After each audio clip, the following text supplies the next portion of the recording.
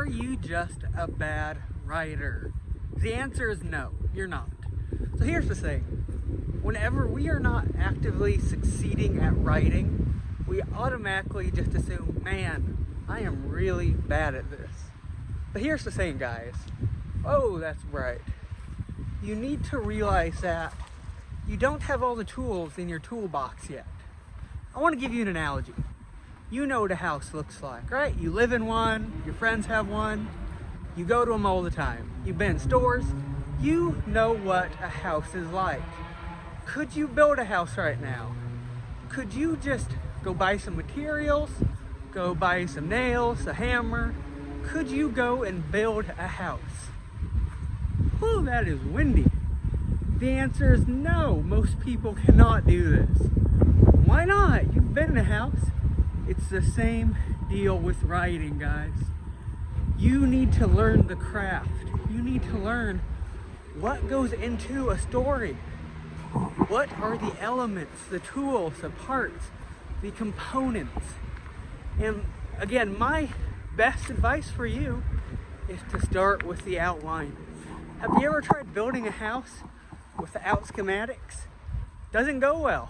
There is a reason why people take the time and they draw out every little dimension, every little detail of their house. Because, oh my gosh, imagine just looking at a wall and going, okay, where do I start hammering? That is what you're doing when you sit down at your computer in front of a blank page with no idea what to do. You want a story, you have some ideas, you know what your story looks like, but you don't know what you're doing, and I can't blame you. It would be difficult. Take the time, outline, but also educate yourself. You know, a little trick I used. So I write YA fantasy. And so what I did is I started reading YA fantasy books, but instead of just reading them, I started kind of taking notes. Why do I like this chapter? Why do I like this character? Why am I hooked? I mean, seriously, think about this. Whenever you are reading a book the next time, go through and just ask yourself, why am I entertained? Why am I liking this? And figure out what works for you. Figure out what elements you like in a story. And also, figure out what elements you don't. I mean, honestly, figuring out what works is just as good as figuring out what doesn't work. You need to understand them both. And so here's my piece of advice. Outline, detail, do the research. Make a plan of attack, guys. You won't regret it. Your story is not going to be worse because you spent the extra time making this outline, making this plan of attack. I like to do it with every chapter, especially if I'm writing and I hit writer's block, I hit that wall, something just doesn't work, I stop, I make an outline. Even if I already have it outlined, I'll say, actually, this doesn't work. Let's go back to step one and let's make an outline of this. What is the purpose of this chapter?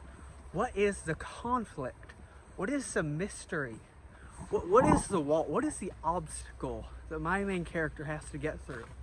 Because if you have an obstacle, you have a conflict, you have a mystery, you have a drive. Your character is here, they need to go here, and there's this giant wall in between them. You have a story. You know, I want you to think about some movies. Have you ever watched a movie about somebody going on a long cross-country trip with their friends? They're in the car, they're driving. That's not the story.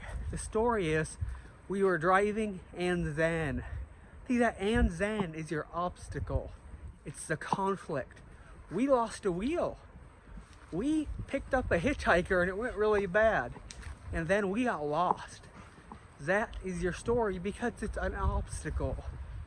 What you're doing is giving your characters obstacles that get in the way of them reaching their goal.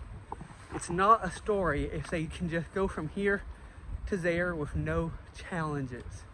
Thank you all for listening, and please, how do you outline, how do you make your blueprint for success? Comment below.